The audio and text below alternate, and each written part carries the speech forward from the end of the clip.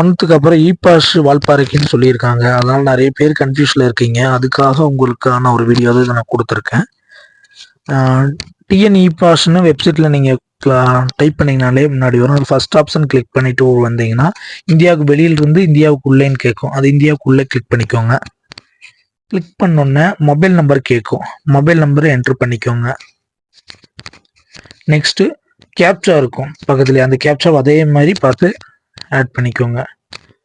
அதுக்கப்புறம் கெட் ஓடிபின்னு கொடுத்தீங்கன்னா ஓடிபி உங்கள் நம்பர் என்ன நம்பர் அடிச்சிருக்கீங்களோ அந்த நம்பருக்கு வரும். அது 2-3 மினிட்ஸ் கழிச்சு அப்போ தான் வருது. இதில் வரலைன்னா மெசேஜ் ஆப்புக்குள்ளே போனீங்கன்னா அதில் வருது. அதை அப்படியே நீங்கள் டைப் பண்ணிடுங்க. டைப் பண்ணிவிட்டு உள்நுழையன்னு கொடுத்துருங்க. கொடுத்ததுக்கப்புறம் இப்போ எது இ பாஸில் போட்டிருக்காங்க நீலகிரி கொடைக்கானல் இருக்குது. இப்போ நமக்கு வால்பாறைக்கு தான் நீடு, அதனால வால்பாறை நம்ம கொடுக்குறோம். வால்பாறை கொடுத்தோன்னா டிஎன் இ பாஸ் அப்ளிகேஷன் வருது. அதில் விண்ணப்பதாரர் பெயர் கொடுக்குறோம். வருகையின் காரணம் கேட்கும். பிஸ்னஸா, டூரிசமா, விசிட்டிங் ஃபேமிலியா, ஸ்கூல் எக்ஸ்கர்ஷனா, அந்த மாதிரி கேட்குது. அதில் நம்ம எது வேணுமோ இப்போ டூரிசம் கிளிக் பண்ணிக்கோங்க. நெக்ஸ்ட்டு வண்டி எண் கேட்கும், வாகன பதிவு எண், அதை கிளிக் பண்ணிக்கோங்க. அது என்னவோ என்ட்ரு பண்ணிக்கோங்க. அப்புறம் எத்தனை பேர் வரீங்கன்னு கேட்கும். அதை நீங்கள் எத்தனை பேர் வரீங்களோ அதை கிளிக் பண்ணிக்கோங்க. நெக்ஸ்ட்டு வாகன வகை, என்ன வாகனம், காரா, மினி பஸ்ஸா, 2 வீலரா, வேனா, இல்லை அதர்ஸா, அதையும் அதில் காமிக்கிறத ஷோ பண்ணிடுங்க. அதர் கொடுத்துருங்க.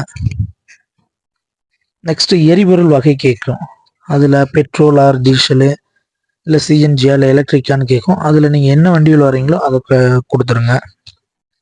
அடுத்து உள்நுழையும் நாள், என்னைக்கு நீங்கள் வால்பாறை வரீங்களோ அந்த நாளும், வால்பாறை விட்டு வெளியில் போகிற நாள் அந்த நாளுக்கு அதில் ஆட் பண்ணிக்கோங்க.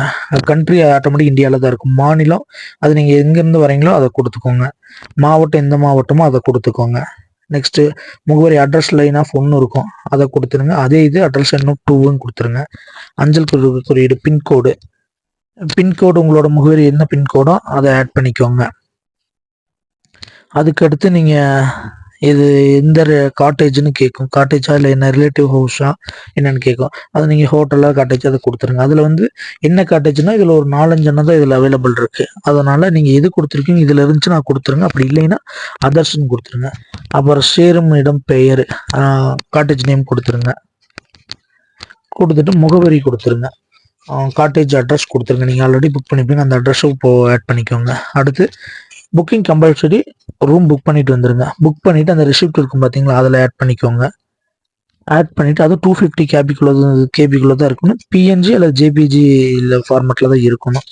அதை நீங்கள் சமர்ப்பிக்கன்னு இருக்கும். அதை கொடுத்தீங்கன்னா ஆட்டோமேட்டிக் உங்களுக்கு பிடிஎஃப் வந்துடும். அதை காமிச்சு நீங்கள் செக் போஸ்ட்டில் வந்துடலாம். வேறு ஏதாவது இ பாஸ் பற்றி டவுட் இருந்துச்சுன்னா நமக்கு